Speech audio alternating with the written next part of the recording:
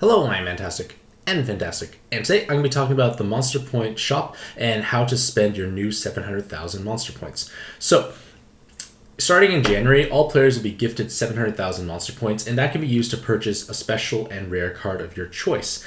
Now, just because we've been given 700,000 right now, doesn't mean you actually have to go out and spend it right away. Monster Points don't go bad. The Monster Point cap is something outrageously high that the average player will never even touch, and again, you don't need to rush this decision. So, this article will be explaining my rationale for ranking the Monster Point cards from ideally the most valuable and or the ones you should be purchasing first, as well as providing some insight into the new Dark Meimei that was just released. So, the Monster Point system has been around for a couple of years, and over time it's become significantly more user-friendly because we no longer have to sell our rare machine cards in order to acquire Monster Points. In the past, that's what we had to do, and at this point in time, we've been given so many gifts like rewards, quests, etc. that gives us so much amounts of Monster Points that, for myself, I've never actually sold a rare machine card in quite some time now. So, unless you have a stupendously high amount of duplicates, like 5 plus, I wouldn't even bother selling anything because who knows if they're going to be valuable moving forward, because we have all these new evolutions, we have weapon assists, and even just inheriting cards around to saving on spent in-game coin is worthwhile. So some key things to try and avoid is that you should never really sell your rare machine cards. I kind of already mentioned that beforehand, but I still want to stress the point that don't sell a card for Monster Points. It's not worth it. We get so much free stuff already nowadays, and Magic Stones are still the hardest currency to acquire in order to actually roll the rare machines, so really you should not be doing that overall.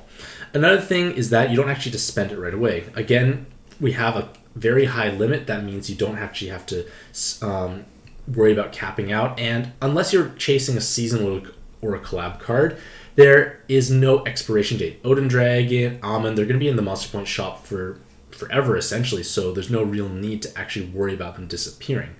And then finally, you should never, ever, ever purchase Pies, Tamadras, Tans, or Latent Tamadras, or Evolution materials with your Monster Points. They are grossly overpriced for what they actually offer, so there is no real need. So, as I mentioned beforehand, Dark Meimei is a newly released card for 750,000 Monster Points, and she's in the higher cost bracket. She's at the highest cost bracket for a Monster Point card. And for the most part, she should not be a purchase you would be consider making because of her high cost and her medium to lowish rate of return. It's just not that amazing of a card. It is strong for sure, but for that 750,000 price tag, you can get much more value out of other things. So her active skill is basically a Meimei style board changer of Wood, Light, and Dark Orbs with a 2-turn delay on a 13-turn cooldown. So it's a reasonably long cooldown, but still at least somewhat manageable. And her leader skill is all cards 4 times attack, and 50% damage reduction when matching Wood, Light, and Dark Orbs at the same time. So you have to match 3 specific colors to tap into this damage reduction component.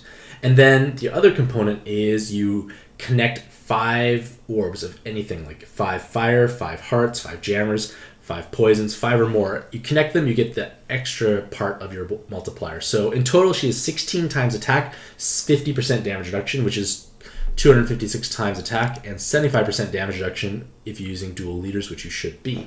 So on paper, this looks like quite a strong multiplier, but the thing is when you have to match 3 specific colors, you can run into issues with orb trolling, and when you don't match your 3 specific colors, you lose all of your damage reduction, which means you're going to be incredibly vulnerable to basically most hits in the game. With 75% reduction, you have effectively 4 times health, but when your shield is not there, you're just 1 times health, and you're going to be blown up pretty much all the time. So that is obviously a problematic scenario. And she does technically have 2 void damage penetrations, but the thing is, 2 VDPs is only 6.25 times, and there are stronger VDP options available in all honesty. And also the fact that you actually have to rely on a Super Awakening means that she's going to be having very low personal damage because she has no 7 combos, she has no TPAs, she has no real viable way to bolster her own damage output, so that is somewhat problematic. Now, another issue, or drawback I should say, is that her active skill does not produce heart orbs, and by that same extension, I can't really think of any viable or strong board changer for these 3 colors with, say, hearts attached to it.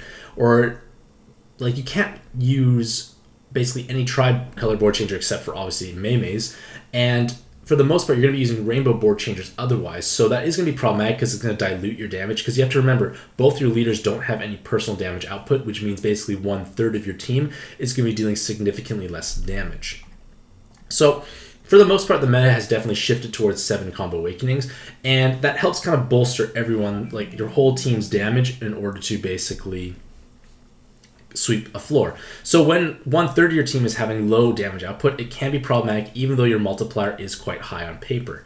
Now, a lot of Meimei's damage is going to be coming from her rows, and the rows obviously add damage for the whole team, but they are obviously orb hungry and they can't be activated all the time. So you're going to have a bit of issues there. But if you already have purchased Dark Meimei, or you just really are intrigued by that playstyle, your subs are usually going to be things with 7 combo awakenings still. You should have enough rows anyways, and with 7 combos, you are going to be dealing much higher damage on a regular basis. So when you think about Meimei as a leader, it is somewhat average, but as a sub, she is even worse, arguably, because for the most part, the only strong row-based dark team right now is Evolve Vero, which is all right in its own right, but you definitely have better options available. And if you are looking for a VDP option, like I already mentioned, it's lowish personal damage anyway, so it's probably going to be unlikely she's going to pierce through and actually kill the floor in question. So with all that in consideration, I would not really purchase Dark Meimei because she doesn't do that much for your team. So now let's come to what should we be spending our monster points on. So in North America, we are 2 to 3 months behind Japan. So that means we're able to kind of see into the future, so to speak, in order to formulate an idea of what to build our monster box around, what to save for, so on and so forth. So at this point in time, when this video was released on January 2nd, no new monster point card has been announced. That's going to basically change our decision-making process. So this chart should be quite accurate for the most part.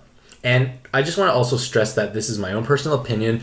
It does cater obviously much more strongly towards the average or maybe even newer players. So if your own monster box is going to be determining what you should be spending your monster points on anyways.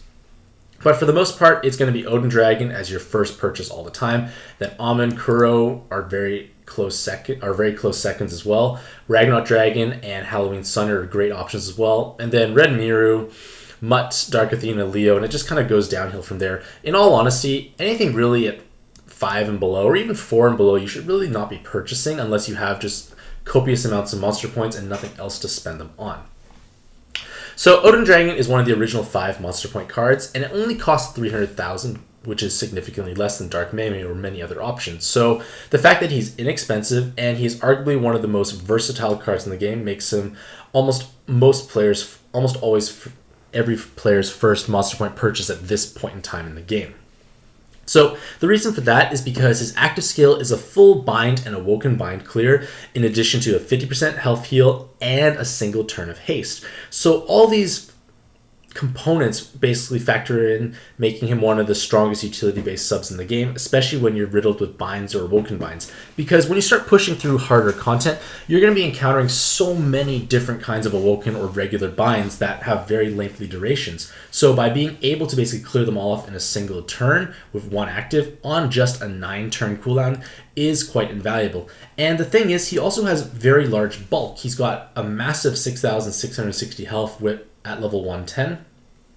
And his RCV is also almost 1,100. So he's providing great bulk and recovery for the team overall, as well as providing 2 skill boosts, full bind immunity, double time extents, even the row bind clearing. And he can take the physical killer latent or super awakening. So he is incredibly well rounded. And for the most part, it's hard to make a good argument to not purchase Odin Dragon first. Next is Amun. And Amun has a price tag of 750,000 monster points and has, well, the second highest multiplier, but really the highest multiplier in the game because Wallace doesn't really count because he's dumb. But Amun has 10,000 times multiplier with double leaders, which is truly outrageous. And he can also be converted into a skill boost weapon assist, which gives him even more value in farming or ranking dungeon, or basically any of those types of teams that care about skill boosts. So as I already mentioned, it's 100 times attack for single Amun, 10,000 for double, and you have to match exactly 7 combos and leave 3 or less orbs behind. So this does present some issues because this is a challenging leader skill to fully activate, which means that you can't really stall, you can't really tank many hits. But the thing is, despite all of those shortcomings, he's considered one of the best purchases because he is arguably one of the best farming leaders in the game. If you do a full board and just swipe with double leaders, that's 100 times damage, oftentimes enough to kill things. But when you are playing in co-op with someone, you have more active skills, more skill boosts, you build super specific teams to counter the dungeon at hand. So you can bring like full board changes of one color and then double row makers and make the VDP 7 combo board and basically just obliterate anything in your path. Now, 10,000 times damage is a bit overkill in all honesty. So a lot of players have sometimes paired with, say, light or dark Vag, and these cards give you 6 times damage, so both leaders are 600 times, which is probably enough to kill most things, but they provide you with a free follow-up attack, so you don't actually have to form that column of hearts, so you can actually possibly go through some content much faster. It's going to be a lot easier when you have to do lots of complex patterns like a VDP, and instead of the VDP plus column, you only have to make a 3x3 box. Makes your life much easier. So incredibly powerful, one of the most desirable cards as well.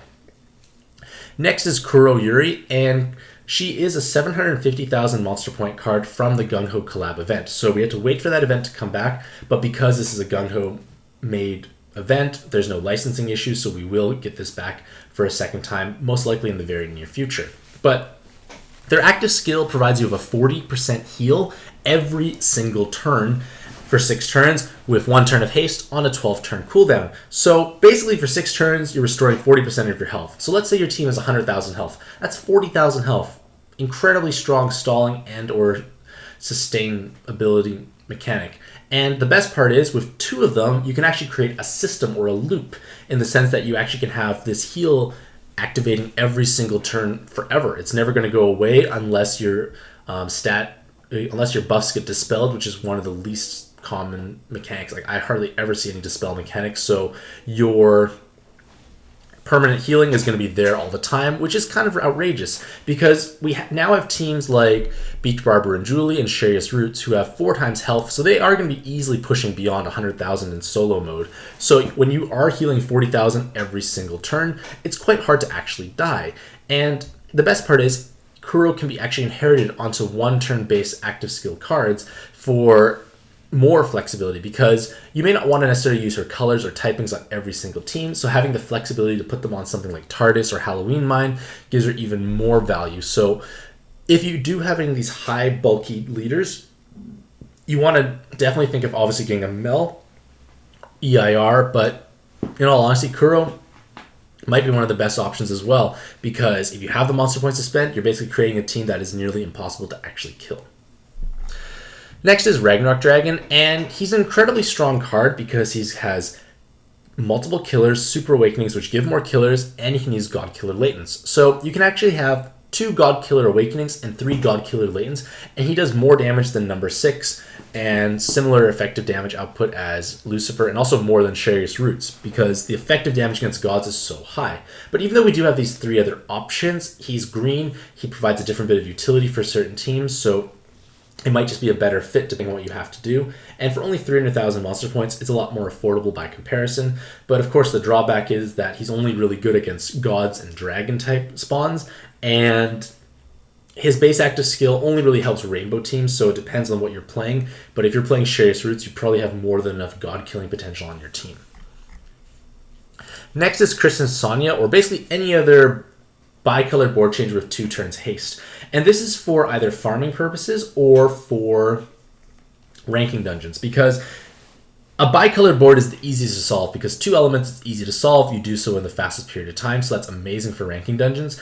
And when you have multiple Christmas Sonias, you have all this haste, which means that your base cards will be able to pop the bi-color and then have their base skill re-hasten back up, which means you're able to use it again, so you're able to use more actives in a ranking dungeon, so it makes your score significantly higher. It's just much easier overall when you're playing with basically just solving bi-colored boards with 7x6, because that is kind of the trend for non-fixed teams to use 7x6 and bi-colors. So you need to have multiple Sonias. I'd say 3 to 4 is probably a good amount to have, but basically any bi-color plus 2 turn haste is replaceable. If you have Mori Montanari, you don't need to have Christmas Sonia. So it depends on what you are doing, and basically it depends on how important like chasing ranking dungeon crowns are, or efficient farming setups that need the haste to recycle certain actives.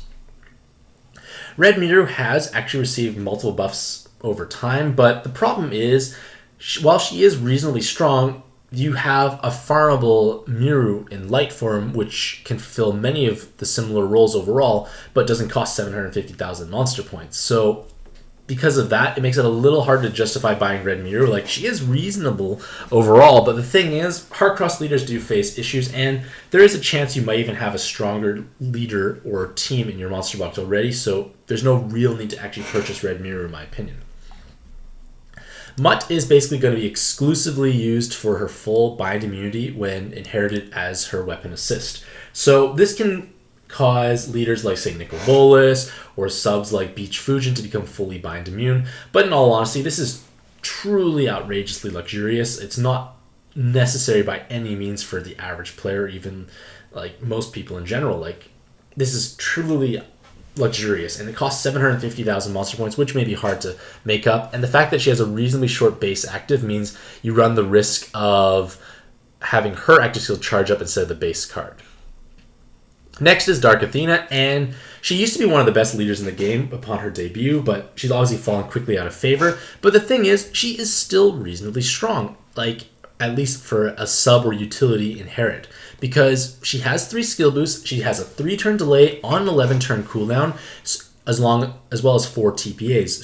So she is able to actually deal modest amounts of damage or actually quite high amounts of damage when forming 4 connected dark orbs.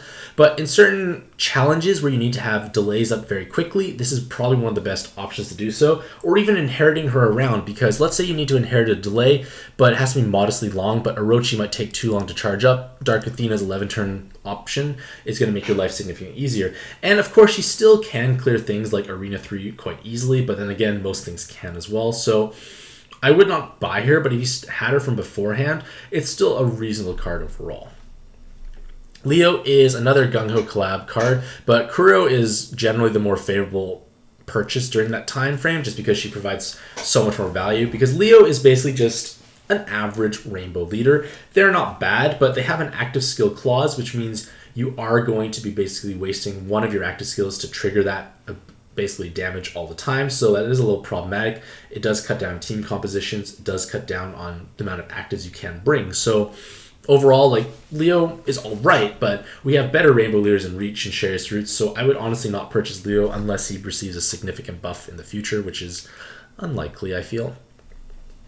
And then lastly is Yao Yu. So Yao Yu is only 4 gentlemen to have reasonable value because they have very high base attack, as well as 2 skill boosts, and a reasonably short charging active skill. So you're able to inherit a button over top of him, which is most important for like basically solo mode content, especially like ranking dungeons where you need to have a high damaging base to inherit something, and it will charge up at least in a reasonable period of time. So has a bit of value there, but again, I really wouldn't purchase Yao Yu. Like, I acquired mine just because I got him for free from a ranking dungeon. And then basically everything in tier 6 to 7 is really negligible. They kind of could be swapped between each other. Like, they have so little value. I would never purchase these cards, in all honesty. Like, there are much better options out there. Like, things at the top are things that you should be focusing on. So, in conclusion, the Monster Point shop is a beneficial mechanic in Puzzle and Dragons because it basically gives players the chance to acquire a card of their choosing. You don't have to gamble or get lucky. You get exactly what you paid for. So that is nice. And things like Odin Dragon, Amun, Ragnarok Dragon, they add depth to your monster box and help you accomplish things you may not have been able to do so otherwise. Regardless of all that, let me know what you think about this chart in the comments below. Would you switch anyone around, as well as what cards you have purchased already? Hopefully you'll have a fantastic day. I wish you all the best of luck in your own pad adventures, and happy puzzling.